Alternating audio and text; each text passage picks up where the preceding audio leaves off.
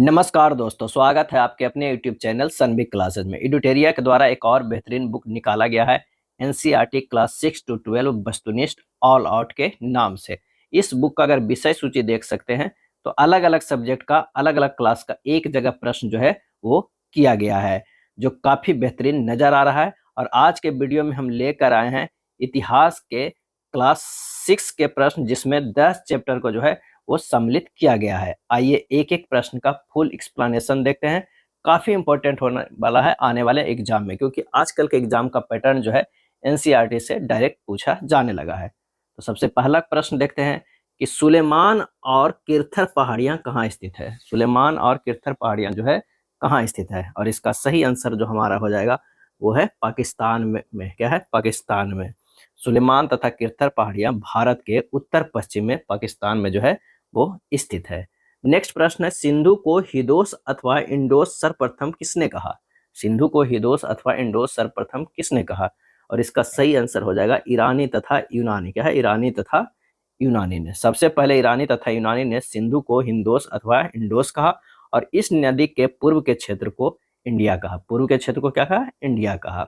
अगला प्रश्न है कि पांडुलिपियों को निम्न में से किस भाषा में लिखा गया है। पांडुलिपियों को, और इसका सही आंसर हो जाएगा संस्कृत में भी लिखा गया, तमिल में भी, प्राकृतिक में भी। तो इनमें से सभी हो जाएगा। क्या है, इनमें से सभी हो जाएगा। पांडुलिपियां हाथ से लिखी जाती थी प्राचीन काल में। संस्कृत, प्राकृतिक, तमिल भाषा में बड़े स्तर पर पांडुलिपियों को लिखा गया है।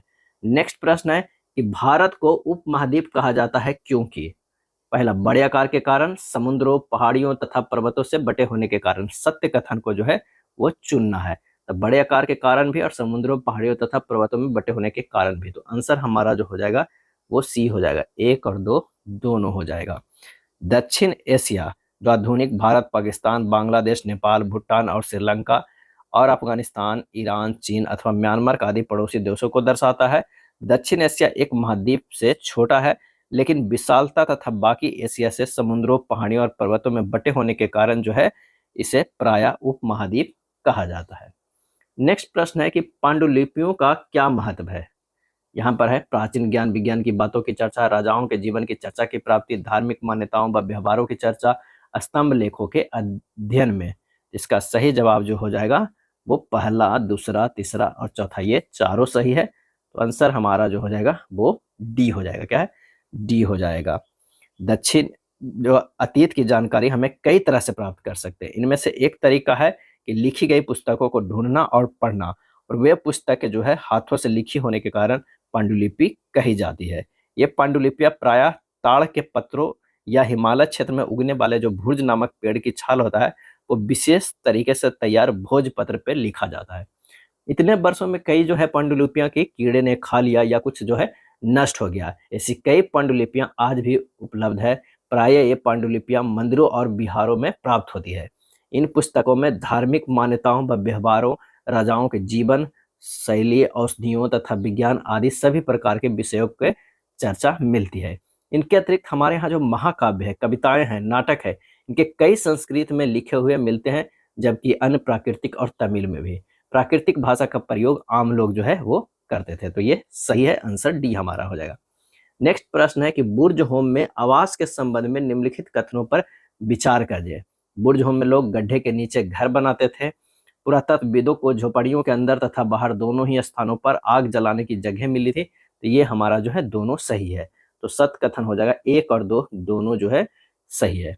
पुरातत्वविदों को कुछ पुरास्थलों पर झोपड़ियों और घरों के निशान मिले हैं, जैसे कि बुर्ज होम है, जिसे वर्तमान जो कश्मीर में है बुर्ज होम के लोग गड्ढे के नीचे घर बनाते थे, जिन्हें गर्तबास कहते थे। क्या कहते थे, तो गर्तबास कहते थे या गर्तबास कहा जाता है।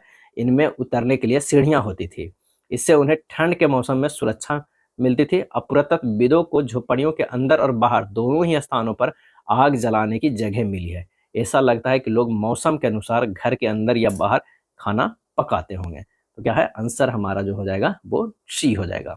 संभावित रूप से सबसे पहले मनुष्यों द्वारा कहाँ गेहूं, जौ उगाना और भेड़ बकरी पालन प्रारंभ किया गया, और इसका सही आंसर हमारा जो हो जाएगा वो हो जाएगा मेहरगढ़ में। क्या है, मेहरगढ़ में।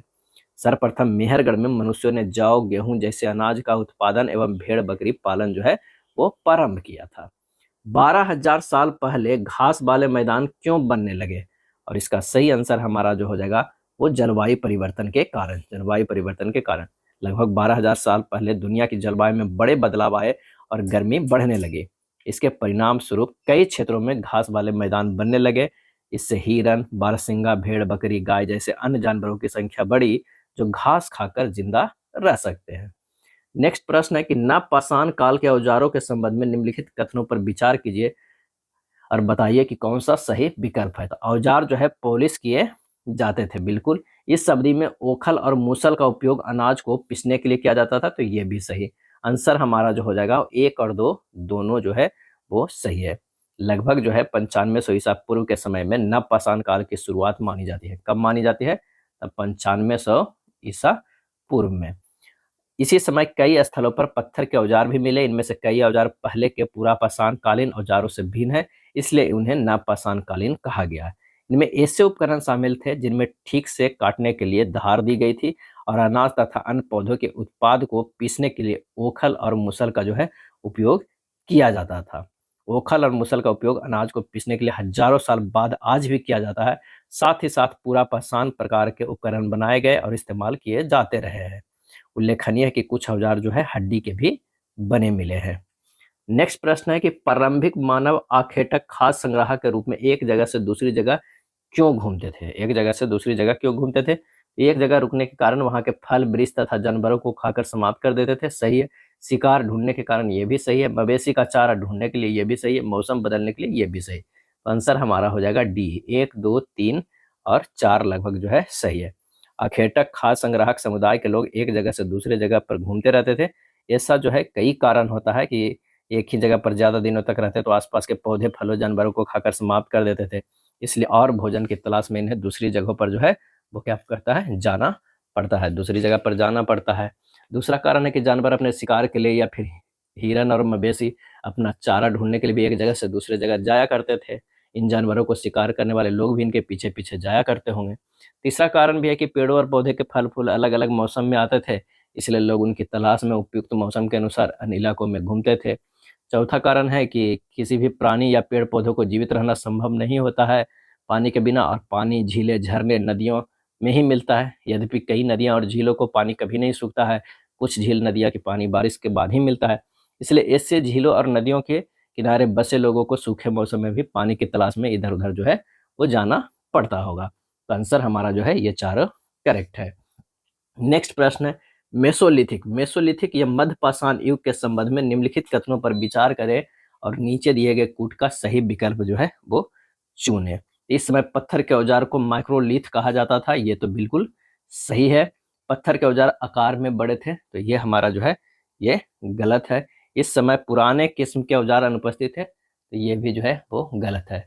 इसका सही आंसर हमारा जो होगा सी, केवल 1 हो जाएगा। लगभग 12,000 वर्ष पहले से लेकर 10,000 पहले तक के काल को मेसोलिथिक यानी मध्य प्रशस्त्र, इसको कह सकते हैं कि मध्य प्रशस्त्र कहा जाता है। इस अवधि के दौरान पाए जाने वाले पत्थर के औजार सामान्य रूप से छोटे और माइक्रोलिथ कहा जाता था। माइक्रोलिथ संभवतः आरी और हसिया जैसे उपकरण बनाने के लिए हड्डी या लकड़ी के हैंडल पे लगाए गए सूक्ष्म पत्थर थे। इस समय तक पुराने किस्म के औजार भी उपयोग में जो है वो आते थे। तो आंसर हमारा जो हो जाएगा वो सी ही सिर्फ सही है। हड़प्पा सभ्यता के अंत होने का क्या परिणाम हुआ? अंत होने का क्या परिणाम हुआ, और आइए देखते हैं एक एक कर। हड़प्पाई नगरों को लोगों ने छोड़ दिया, बिल्कुल। मोहरों, लेखन तथा बाटों का प्रयोग बंद हो गया, सही।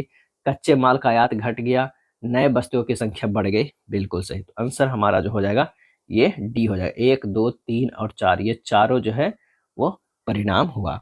हड़प्पा सभ्यता में शासकों का नियंत्रण समाप्त हो गया, हड़प्पाई नगर के लोगों ने छोड़ दिया, मोहरे, लेखन तथा बाटों का प्रयोग बंद हो गया, इसके चलते कच्चे माल का आयात घट गया। जो भी हुआ हो, परिवर्तन का असर बिल्कुल साफ दिखाई देता है। आधुनिक पाकिस्तान के सिंध और पंजाब की बस्तियां उजड़ गई थी। कई लोग पूरब और दक्षिण के इलाकों में नई और छोटी बस्तियों में जाकर बस गए। इसके लगभग 1400 साल बाद नए नगरों का भी विकास हुआ। नेक्स्ट प्रश्न है कि हड़प्पाई संस्कृति के संबंध में सही मिलान करें। एक तरफ वस्तु है और एक तरफ जो है आयात स्थान है। अगर तांबा की बात करें तो राजस्थान से, टीन की बात करें तो अफगानिस्तान से, सोना की बात करें तो वो है कर्नाटक से। तो इसका सही आंसर हमारा जो हो जाएगा वो 13 के बी हो जाएगा। क्या है? 13 के बी हो जाएगा। हड़प्पाई सभ्यता के अंत के संबंध में इतिहासकारों ने क्या क्या अटकलें लगाई है, क्या क्या अटकलें जो है वो लगाई है, ये देखना है। तो आइए देखते हैं। नदियों के सूखने के कारण बिल्कुल, जंगलों के विनाश होने के कारण ये भी लगाया है, चारागाह मैदान समाप्त होने के कारण ये भी है, बाढ़ के कारण ये भी है, शासकों के नियंत्रण समाप्त होने के कारण ये भी है। तो आंसर हमारा जो हो जाएगा डी, 1, 2, 3, 4 और 5, ये पांचों है।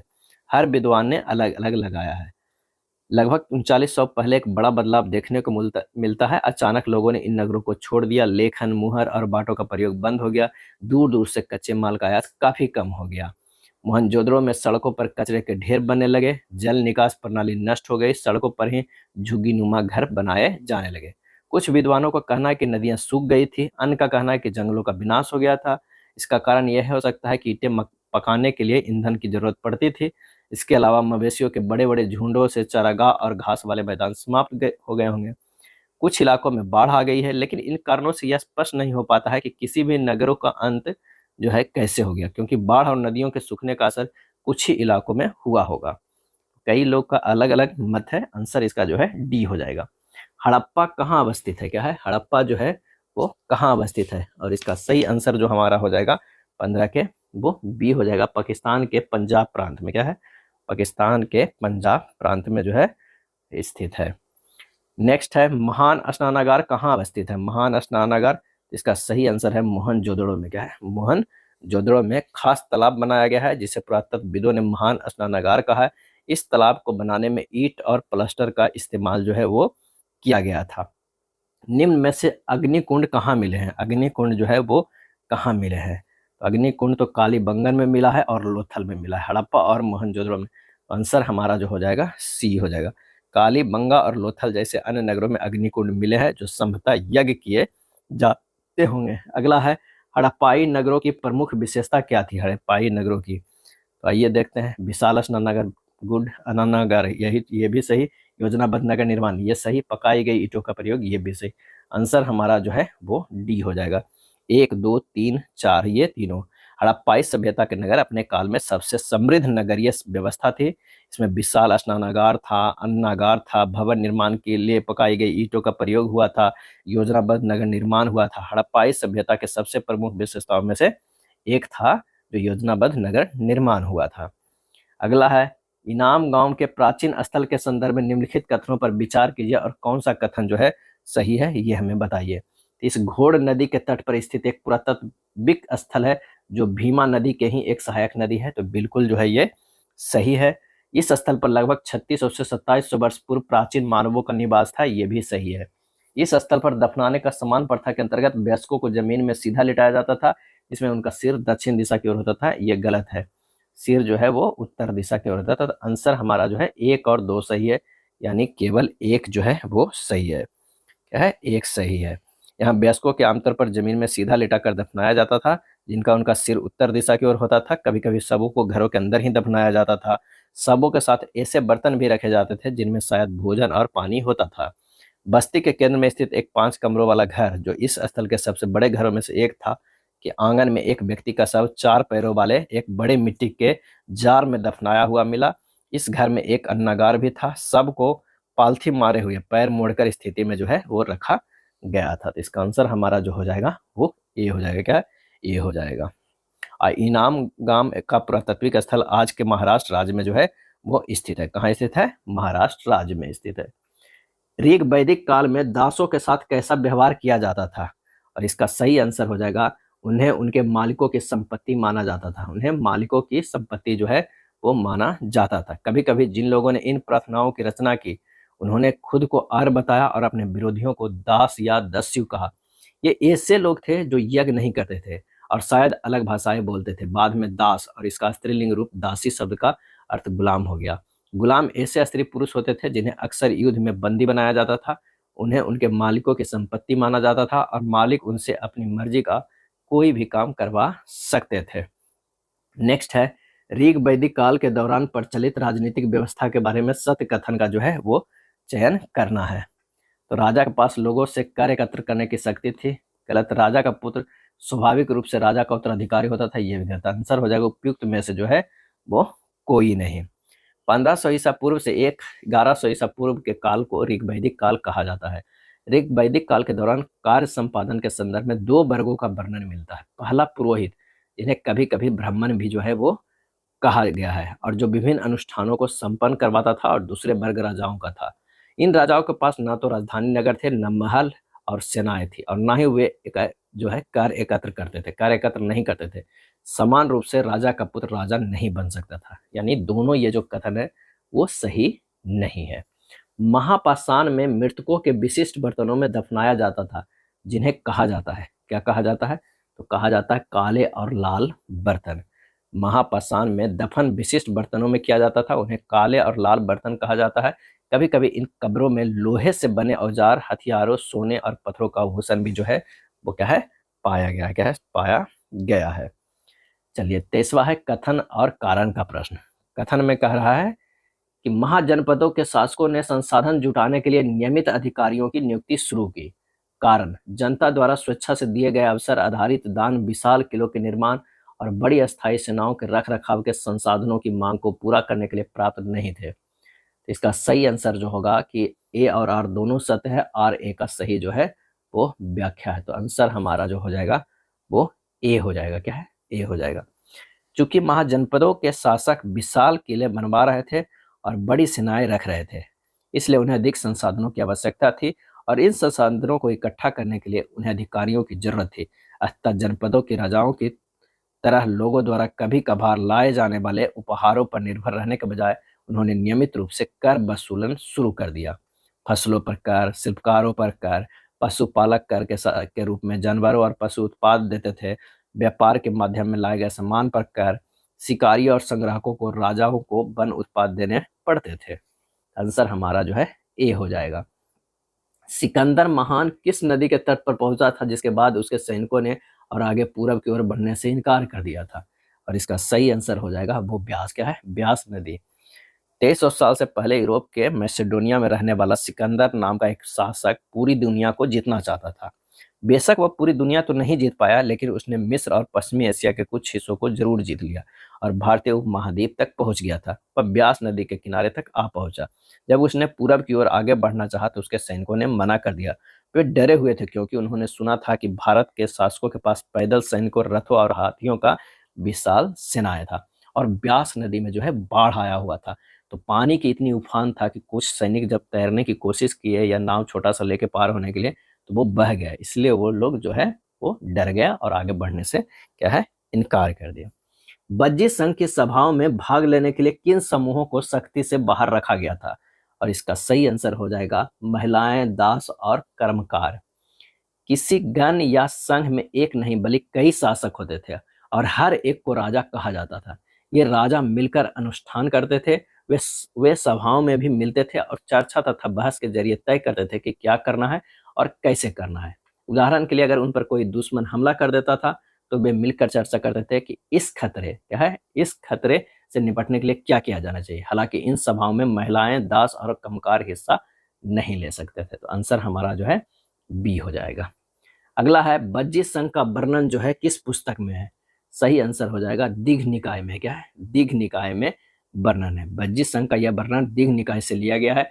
दीघ निकाय एक प्रसिद्ध बौद्ध ग्रंथ है, जिसमें बुद्ध के कई व्याख्यान दिए गए हैं। इनमें करीब 2300 साल पहले लिखा गया इन्हें करीब 2300 साल पहले लिखा गया है। गण या संघ में कई शासक होते थे, और इनमें से प्रत्येक व्यक्ति राजा कहलाता था। ये सभी राजा विभिन्न अनुष्ठानों को एक साथ जो है वो संपन्न करते थे। नेक्स्ट है उत्तर वैदिक काल की सामाजिक स्थिति के बारे में निम्नलिखित कथनों पर विचार कीजिए और कौन सा कथन सही है ये बताइए। तो महिलाओं और शूद्रों दोनों वेदों का अध्ययन करने की अनुमति नहीं दी गई थी। बिल्कुल सही। अब वर्ण व्यवस्था जन्म के आधार पर तय की जाती थी। ये भी सही। तो आंसर हमारा जो हो जाएगा 1 और 2 दोनों जो है वो सही है। ऋग वैदिक काल की तुलना में अब समाज जटिल हो रहा था। पुरोहितों ने लोगों को जो है 4 समूहों में विभाजित कर दिया था, जिन्हें वर्ण कहा जाता था। इनके अनुसार प्रत्येक वर्ण के अलग अलग कार्य जो है वो निर्धारित है। पहले वर्ण ब्राह्मण का था, दूसरे स्थान पर प्रशासक थे, जिन्हें क्षत्रिय भी कहा जाता, तीसरे पे बीस या वैश्य था, और अंतिम जो है क्षुद्र थे। नेक्स्ट है महाजनपद काल के संबंध में निम्नलिखित कथनों पर विचार करें और असत्य कथन का चयन करें। इसमें से असत्य कथन जो है वो कौन है? हल के फल अब लोहे के बनने लगे, ये सत्य है। धान के पौधे का रोपण प्रारंभ हो गया, ये भी सत्य है। तो आंसर हो जाएगा ना तो 1 और ना ही 2 जो है असत्य है। महाजनपद युग में कृषि के क्षेत्र में 2 बड़े परिवर्तन आए। हल के फाल अब लोहे के बनने लगे। अब कठोर जमीन को लकड़ी के फाल की तुलना में लोहे के फाल से आसानी से जोता जा सकता था। इससे फसलों की उपज बढ़ गई। दूसरा कि लोगों ने धान के पौधों का रोपण शुरू किया, अर्थात खेतों को बीज छिड़क कर धान उपजाने के बजाय धान के पौधा तैयार कर उनका रोपण शुरू किया। अब पहले की तुलना में बहुत ज्यादा पौधे जीवित रह जाते थे, इसलिए पैदावार भी जो है वो ज्यादा होने लगे। नेक्स्ट प्रश्न है कि महाजनपद काल में अनाज रखने के लिए किस पात्र का उपयोग किया जाता था? और इसका सही आंसर हमारा जो हो जाएगा वो क्या हो जाएगा? इसका सही आंसर हो जाएगा ऑप्शन बी, चित्रित धूसर मृत भांड। महाजनपद काल में अनाज रखने के लिए चित्रित धूसर मृत भांड का उपयोग किया जाता था। इस प्रकार के पात्रों में अधिकतर बालियां माने थालियां और कटोरियां ही मिली है। ये पात्र बहुत ही पतली सतह के सुंदर और चिकने होते थे। संभवतः इनका प्रयोग जो है वो विशेष अवसरों पर महत्वपूर्ण लोगों को भोजन परोसने के लिए भी किया जाता है। ये पात्र मिट्टी से बनाए जाते थे। अफगानिस्तान से प्राप्त होने वाले कंधार अभिलेख के संबंध में निम्नलिखित कथनों पर विचार कीजिए और सत्य कथन को जो है चुनना है। अभिलेख पर अशोक शासक का आदेश उत्कीर्ण करवाया गया, सही है। इसे ब्राह्मी भाषा में लिखा गया, गलत है। आंसर हमारा जो हो जाएगा केवल एक होगा।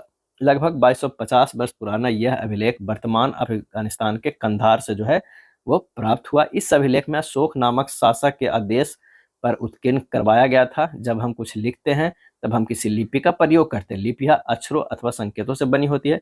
जब हम कुछ बोलते अथवा पढ़ते हैं तब हम एक भाषा का प्रयोग करते हैं।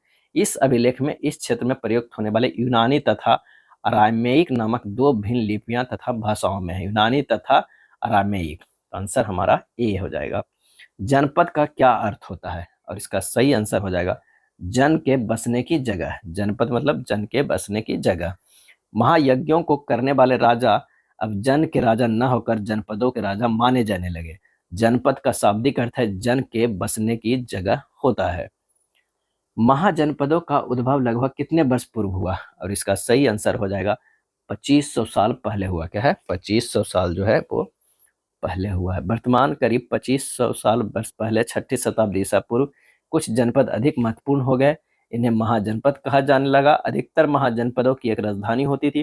कई राजधानियां की किलेबंदी की गई थी, अर्थात इनके चारों ओर लकड़ी, ईंट या पत्थर की ऊंची दीवारें बनाई गई थी। नेक्स्ट प्रश्न है कि भारतीय दर्शन की शाखा को उसके संस्थापक से मिलाइए। एक तरफ भारतीय दर्शन है, एक तरफ संस्थापक है। अगर वैशेषिक के कहा जाए इसका हो जाएगा वो है कनाद। योग के कहा जाए तो वो हो जाएगा पतंजलि। सांख्य के कहा जाए तो ये हो जाएगा कपिला। अब पूर्व मीमांसा के कहा जाए तो ये है जैमिनी। आंसर हमारा जो हो जाएगा ए हो जाएगा। क्या? ए हो जाएगा। नेक्स्ट प्रश्न है कि पाणिनि के संबंध में निम्नलिखित कथनों पर विचार कीजिए और सही विकल्प को जो है वो चुनना है। तो उन्होंने संस्कृत के लिए व्याकरण तैयार किया, बिल्कुल सही। उन्होंने एक विशेष क्रम में स्वर की रचना की, परंतु व्यंजन को बाद के काल में अन्य विद्वानों द्वारा जोड़ा गया, ये गलत है। आंसर हमारा जो हो जाएगा वो केवल एक सही है, ए सही है। सबसे प्रसिद्ध व्याकरण विदों में से एक पाणिनि थे, जिन्होंने संस्कृत के लिए एक व्याकरण जो है तैयार किया। उन्होंने ही एक विशेष क्रम में स्वर और व्यंजन की व्यवस्था की और फिर इनका उपयोग बीज गणित में पाए जाने वाले सूत्र की तरह सूत्र बनाने में जो है वो किया। भगवान बुद्ध ने अपना पहला उपदेश कहाँ दिया था? और इसका सही आंसर हो जाएगा ऑप्शन बी, सारनाथ। क्या है? सारनाथ में जो वो दिए थे, जो कि वाराणसी के निकट में स्थित है। क्या है? वाराणसी के निकट में है। और इन्हें ज्ञान प्राप्त हुआ था बोध गया बिहार में पीपल के नीचे जो है वो प्राप्त हुआ था। बुद्ध की शिक्षाओं के संदर्भ में निम्नलिखित कथनों पर जो है वो विचार कीजिए और से कौन से कथन जो है सत्य है ये हमें बताना है। तो बुद्ध ने दुख का कारण तृष्णा या लालसा को बताया, बिल्कुल सही। उन्होंने कहा आत्म संयम अपनाकर मनुष्य तृष्णा से मुक्ति पा सकता है, ये भी सही। आंसर हमारा जो होगा सी हो जाएगा। 1 और 2 दोनों सही है। क्या है? 1 और 2 जो है दोनों सही है। चलिए अगले प्रश्न पे चलते हैं। 37वां नंबर प्रश्न पे चलते हैं। कह रहा है कि उपनिषद शब्द का सही अर्थ क्या है? और इसका सही आंसर हमारा जो है वो बी है, गुरु के समीप बैठना। गुरु के समीप बैठना। ऐसे कई विचारों का संकलन उपनिषदों में हुआ है। उपनिषद उत्तर वैदिक ग्रंथों का हिस्सा है। उपनिषद का शाब्दिक अर्थ है गुरु के समीप बैठना। इन ग्रंथों में अध्यापकों और विद्यार्थियों के बीच बातचीत का संकलन किया गया है। प्रायः यह विचार समान वार्तालाप के रूप में जो है प्रस्तुत किए गए हैं। संस्कृत व्याकरण की रचना किसने की थी? और इसका आंसर हो जाएगा पाणिनि ने। क्या है? पाणिनि ने। स्वामी महावीर ने अपनी शिक्षा किस भाषा में दी थी? स्वामी महावीर ने अपनी शिक्षा किस भाषा में दी थी? और इसका आंसर हो जाएगा वो है प्राकृतिक में। क्या है? प्राकृतिक भाषा में दी थी। यही कारण है कि साधारण जन भी उनके तथा उनके अनुयायियों को शिक्षाओं को समझ सके थे। अगला है, जैन धर्म के संदर्भ में निम्नलिखित कथनों पर विचार कीजिए और कौन से कथन सही है ये हमें बताना है। तब मुख्यतः व्यापारियों ने जैन धर्म का समर्थन किया, सही है। साधारणतः किसान वर्ग के लोगों ने जैन धर्म को स्वीकार नहीं किया, ये भी जो है वो सही है। क्या है? सही है। तो आंसर हमारा 40 का जो हो जाएगा वो सी हो जाएगा। 1 और 2 दोनों है। महावीर जैन की शिक्षा सरल थी।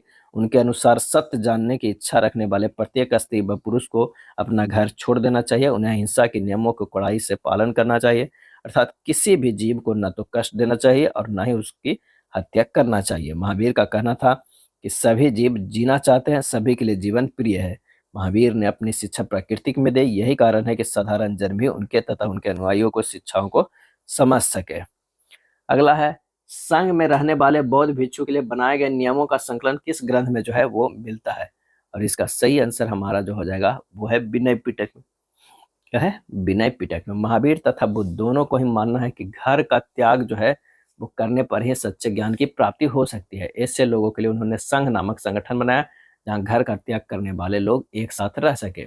संघ में रहने वाले बौद्ध भिक्षुओं के लिए बनाए गए नियम विनय पिटक नामक ग्रंथ में जो है वो मिलते हैं। निम्नलिखित में से कौन सा कथन बौद्ध संघ के संदर्भ में जो है वो सही नहीं है? सही नहीं है। तो संघ के पुरुषों और स्त्रियों के रहने के लिए अलग अलग व्यवस्था थी, सही है। सभी व्यक्ति संघ में प्रवेश ले सकते थे, सही है। संघ में प्रवेश के लिए बच्चों को अपने माता पिता से अनुमति लेनी होती थी, ये भी सही। विवाहित जो है स्त्रियों को संघ में प्रवेश के लिए अपने माता पिता से अनुमति की आवश्यकता होती थी, ये गलत है। आंसर हमारा जो हो जाएगा वो डी हो जाएगा। क्या है? डी हो जाएगा। विनय पिटक में हमें पता चलता है कि संघ में पुरुषों और स्त्रियों के रहने के लिए अलग अलग व्यवस्था है। सभी व्यक्ति संघ में प्रवेश ले सकते हैं। हालांकि संघ में प्रवेश के लिए बच्चों को अपने माता पिता से दासों को अपने स्वामी से, राजा के यहाँ काम करने वाले लोगों को राजा से तथा कर्जदारों को अपने देनदारों से अनुमति लेनी होती थी। एक स्त्री को इसके लिए अपने पति से अनुमति लेनी होती थी, ना कि जो है माता पिता से अनुमति लेनी होती है। अगला है, महायान के संबंध में निम्नलिखित कथनों पर जो है वो विचार कीजिए और बताइए कि कौन सा कथन जो है वो सही है। ये बौद्ध धर्म से संबंधित है। इन्होंने बौद्ध धर्म में मूर्ति पूजा को बढ़ावा दिया, ये भी सही है। आंसर हो जाएगा 1 और 2 दोनों जो है वो सही है। क्या है? सही है। बोधिसत्व के संबंध में निम्नलिखित कथनों पर जो है वो विचार करिए, बताइए कि सत्य कथन जो है वो कौन सा है। सत्य कथन कौन सा है? तो बोधिसत्व की पूजा काफी लोकप्रिय थे। फिर भारत के बाहर जापान, चीन, दक्षिण कोरिया में काफी लोकप्रिय, ये भी सही। विज्ञान प्राप्ति के पश्चात एकांतवास में साधना करते थे, ये गलत है। हमारा जो हो जाएगा 2 और 3 सही। आंसर बी हो जाएगा। 44 का जो है वो क्या है? बी आंसर है। अगला प्रश्न है कि बुद्ध की जीवनी बुद्ध चरित्र के रचनाकार निम्नलिखित में से कौन थे? और इसका सही आंसर हमारा जो हो जाएगा वो है अश्वघोष। क्या है? अश्वघोष। बुद्ध की जीवनी बुद्ध चरित्र के रचनाकार कवि अश्वघोष थे। ये कुषाणों के सबसे प्रसिद्ध शासक कनिष्क के दरबार में रहते थे। किसके दरबार में रहते थे? तो कनिष्क के दरबार में रहते थे। पार्श्व और वसुमित्र जैसे बौद्ध दार्शनिक तथा नागार्जुन जैसे विद्वान कनिष्क के दरबार में जो है वो विद्वान थे। नेक्स्ट है, बौद्ध धर्म के प्रसार के संदर्भ में निम्नलिखित कथनों पर विचार कीजिए और उपयुक्त कथनों में कौन से कथन सही है ये हमें बताइए। तो बौद्ध धर्म दक्षिण पूर्व की ओर श्रीलंका, म्यांमार, थाईलैंड तथा इंडोनेशिया सहित दक्षिण पूर्व एशिया के अन्य भागों में भी फैला, सही है। इन क्षेत्रों में थेरवाद नामक बौद्ध धर्म का आरंभिक रूप कहीं अधिक प्रचलित था, ये भी सही है। आंसर हो जाएगा 1 और 2 दोनों जो है वो सही है। थेरवाद बौद्ध धर्म की सबसे पुरानी और सबसे पारंपरिक शाखाओं में से एक है।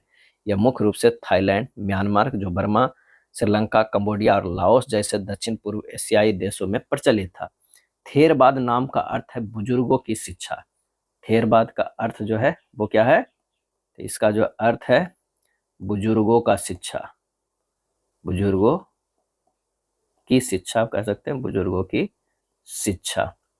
नेक्स्ट है, प्रायः स्तूपों के चारों ओर परिक्रमा करने के लिए एक वृत्ताकार पथ होता था जो कहलाता था, क्या कहलाता था? तो यह है प्रदक्षिणा। क्या है? प्रदक्षिणा।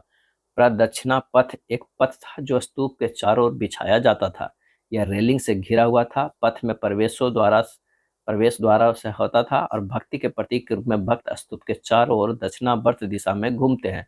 दोनों रेलिंगों और प्रवेश द्वारों को मूर्तियों से सजाया गया था।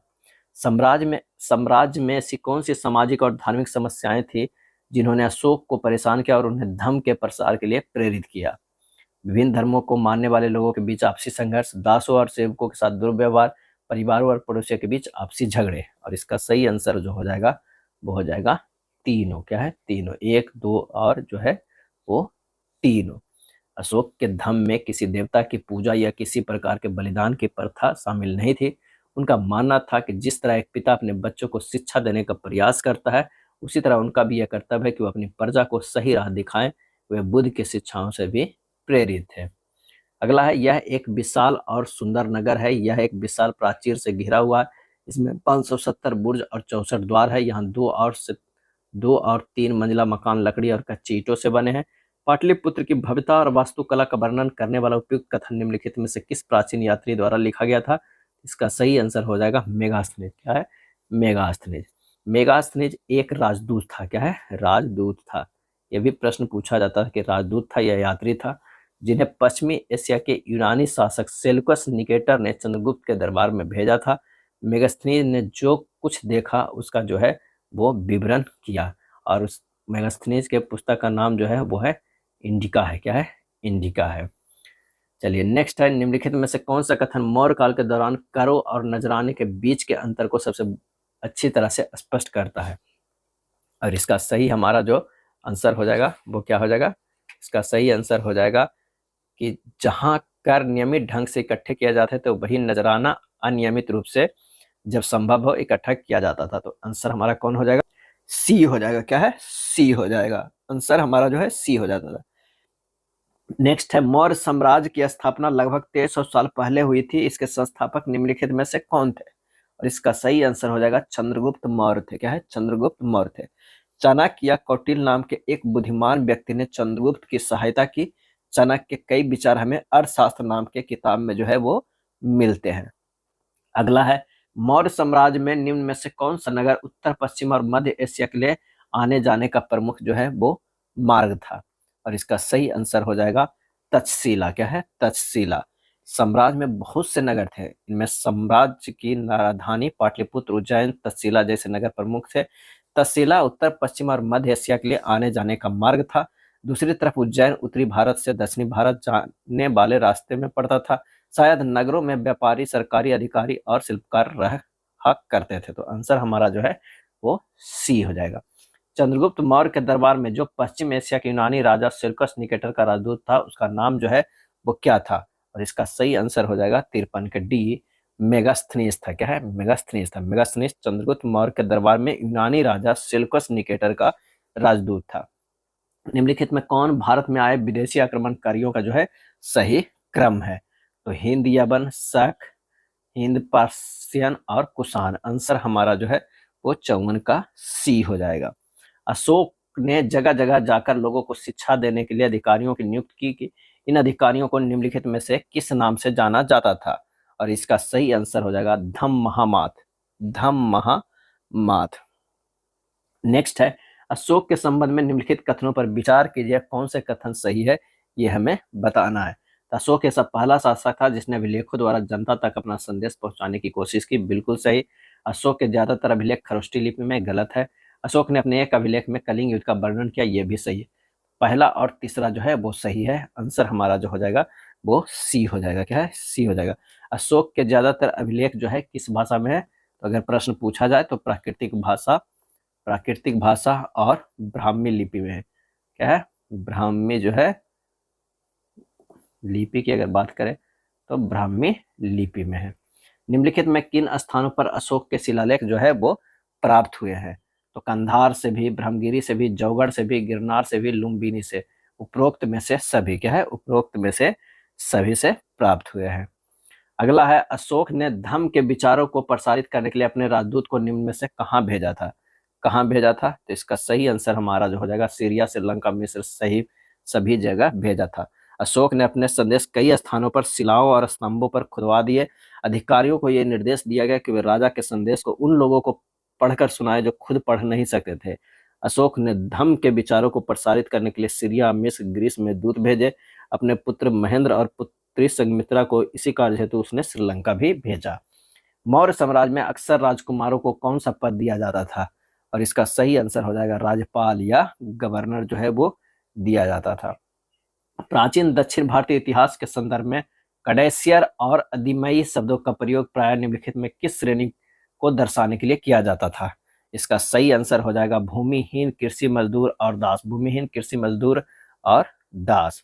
संगम मुबेंदार द्वारा धन और संपत्ति एकत्र करने के तरीके के बारे में निम्नलिखित में कौन सा कथन जो है वो सही है? तो वे नियमित कर नहीं वसूलते थे, उनके बजाय वे उपहार और भेंट जो है वो लेते थे। तो आंसर हमारा जो है वो बी हो जाएगा। क्या है? बी हो जाएगा। सिल्क रूट पर नियंत्रण रखने वाले शासकों में सबसे प्रसिद्ध जो है कौन सा वंश था? और इसका सही आंसर हो जाएगा कुषाण। कुछ शासकों ने इसके बड़े बड़े हिस्सों पर अपना नियंत्रण करना चाहते थे, क्योंकि इस रास्ते पर यात्रा कर रहे व्यापारियों से उन्हें कर, शुल्क तथा तोहफे के जरिए लाभ मिलता था। इसके बदले ये शासक उन व्यापारियों को अपने राज्य से गुजरते वक्त लुटेरों के आक्रमणों से जो है सुरक्षा देते थे। अगला है, रोमन साम्राज्य में भारत के किस वस्तु की मांग सबसे अधिक थी? और इसका सही आंसर हो जाएगा काली मिर्च का। क्या है? काली मिर्च का जो है सबसे अधिक थी। संगम साहित्य निम्नलिखित में से किससे संबंधित है? और इसका सही आंसर हो जाएगा वो है बी, तमिल से। तमिल की प्राचीनतम रचनाओं को संगम साहित्य कहते हैं। क्या है? संगम साहित्य कहते हैं। और इनकी रचना करीब 2300 साल पहले की गई। इन्हें संगम इसलिए कहा जाता है क्योंकि मदुरई के कवियों के सम्मेलनों में इनका संकलन जो है वो किया जाता था। गांव में रहने वाले जिन तमिल नामों का उल्लेख यहाँ किया जा गया है वे संगम साहित्य में पाए जाते हैं। उपमहाद्वीप में लोहे का प्रयोग लगभग कब शुरू हुआ था? और इसका सही आंसर हो जाएगा 65 के सी, 3000 साल पुराने। क्या है? 3000 साल पुराने। दक्षिणापथ के स्वामी निम्नलिखित में से कौन कहे जाते थे? और इसका सही आंसर हो जाएगा सातवाहन। क्या है? सातवाहन जो है वो कहे जाते थे। निम्नलिखित में से कौन कुषाणों की दूसरी राजधानी रही है? कुषाणों की दूसरी राजधानी जो है वो मथुरा रहा था। क्या है? मथुरा रहा था। कनिष्क कुषाण साम्राज्य का सबसे शक्तिशाली शासक था। उसके साम्राज्य की राजधानी फिरोजपुर या पेशवार थी। क्या है? पेशावर थी। लगभग 2000 ईसा पूर्व मथुरा कुषाणों की दूसरी राजधानी बनी। मथुरा एक धार्मिक केंद्र भी रहा। यहाँ बौद्ध विहार और जैन मंदिर है। यह कृष्ण भक्ति का महत्वपूर्ण जो है वो केंद्र था। अरिकामेडु नामक प्राचीन पत्तन निम्नलिखित में से कहाँ स्थित है? और इसका सही आंसर हो जाएगा वो है पुडुचेरी। क्या है? पुडुचेरी। नेक्स्ट है, आहत सिक्के के संदर्भ में निम्नलिखित कथनों पर विचार कीजिए। कौन सा कथन जो है वो गलत है ये हमें बताना है। आहत सिक्के समानता आयताकार, वर्णाकार या गोलाकार होते थे। सही है। आहत सिक्के को समानता ढालकर बनाया जाता था। गलत। यह सिक्के चांदी या तांबे के विभिन्न आकृतियों के होते थे। ये भी सही हो जाएगा। और 69 का जो हो जाएगा बी। क्या है? बी। केवल दो जो है वो गलत है। क्या है? दो गलत है। मथुरा के अभिलेखों में निम्न में से किनका उल्लेख मिलता है? और इसका सही आंसर हो जाएगा सुनारों को, लोहार एवं बुनकरों को, टोकरी एवं माला बनाने वालों को। उपयुक्त में से जो है वो सभी। प्रशस्ति का अर्थ क्या होता है? और इसका सही आंसर हो जाएगा ऑप्शन सी, प्रशंसा। क्या है? प्रशंसा। समुद्रगुप्त की नीतियों का वर्णन किसने किया था? समुद्रगुप्त की नीतियों का वर्णन किसने किया था? और इसका सही आंसर हो जाएगा हरिसेन ने किया था। क्या है? हरिसेन ने किया था। हरिसेन ने प्रयाग प्रशस्ति में दक्षिणापथ के शासकों की संख्या कितनी बताई गई? हरिसेन ने प्रयाग प्रशस्ति में दक्षिणापथ के शासकों की संख्या कितनी बताई? और इसका सही आंसर हमारा जो हो जाएगा वो 12 बताया। क्या है? 12 बताया गया। विक्रम संवत की शुरुआत को किस शासक से जोड़कर देखा जाता है? किस शासक से जोड़कर देखा जाता है? और इसका सही आंसर हमारा जो हो जाएगा चंद्रगुप्त द्वितीय। क्या है? चंद्रगुप्त द्वितीय का। 58 ईसा पूर्व। क्या है? 58 ईसा पूर्व में प्रारंभ होने वाले विक्रम संवत को परंपरागत रूप से गुप्त राजा चंद्रगुप्त द्वितीय के नाम से जोड़ा जाता है। और ऐसा कहा जाता है कि उन्होंने शकों पर विजय के प्रतीक के रूप में इस संवत को स्थापना की तथा विक्रमादित्य की उपाधि जो है वो धारण की थी। हर्षवर्धन को नर्मदा नदी के तट पर किसने रोका? और इसका सही आंसर हो जाएगा पुलकेशिन द्वितीय ने। क्या है? पुलकेशिन द्वितीय ने। हर्षवर्धन मगध तथा समता बंगाल की को भी जीतकर उन्हें पूरब में जितनी सफलता मिली थी उतनी सफलता अन्य जगहों पर नहीं मिली। जब उन्होंने नर्मदा नदी को पार कर दक्कन की ओर आगे बढ़ने की कोशिश की तब चालुक्य नरेश पुलकेशिन द्वितीय ने जो है उन्हें रोक दिया। पुलकेशिन के बारे में निम्नलिखित में कौन सा कथन सत्य नहीं है? कौन सा कथन जो है सत्य नहीं है? तो गुप्तों के खिलाफ लड़ाई में उनकी मृत्यु हो गई थी, ये कथन जो है वो सत्य नहीं है। लगभग इस पूर्व बने दिल्ली के महरौली के लौह स्तंभ में निम्नलिखित में से किस शासक का जिक्र किया गया है? और इसका सही आंसर हमारा जो हो जाएगा वो ए चंद्र का, क्या है, चंद्र का। निम्नलिखित में कौन सा जो है वो मिलान गलत है? मिलान जो है गलत है, ये हमें कौन सा मिलान जो है वो गलत है, यहाँ पर देखते हैं 78 का प्रश्न का। तो आर्यभट्ट या मार्यभट्ट सही है। मणि मेखलई क्या है? मणि मेखलई के जो है वो इलांगो नहीं है, इलांगो नहीं है। एक और तमिल महाकाव्य मणि मेखलई के करीब 14 साल पहले सतनार द्वारा लिखा गया है। इसमें कोवलन तथा माधवी की बेटी की कहानी है। ये रचनाएं कई सदियों पहले ही खो गई थी। उनकी पांडुलिपियां जो है दोबारा लगभग 100 साल पहले मिली है। तो इलांगो नहीं हो जाएगा, ये हो जाएगा यूं ही, ठीक है। तो इसका आंसर जो हमारा हो जाएगा कौन सा? बी हो जाएगा, 78 के बी हो जाएगा। नेक्स्ट है, निम्नलिखित में कौन सा युग्म सही सुमेलित नहीं है? एक तरफ शब्द है, एक तरफ जो है वो अर्थ है, सुमेलित नहीं है। धातु मंजूषा अफसोस या मूल्यवान वस्तुओं को रखने का पात्र। प्रदक्षिणा पथ स्तूप के चारों ओर परिक्रमा हेतु मार्ग सही है। वेदिका गर्भगृह में ऊपर स्थित शिखर गलत है। तोरण क्या है? तोरण जो है स्तूप या वेदिका का अलंकृत प्रवेश द्वार। इसका सही आंसर हो जाएगा 79 के बी, केवल 3। शाब्दिक अर्थ क्या? स्तूप का शाब्दिक अर्थ क्या होता है? टीला होता है, क्या है? टीला होता है। महाबलीपुरम के आकस्मिक मंदिरों के संदर्भ में निम्नलिखित कथनों पर विचार कीजिए, क्या है?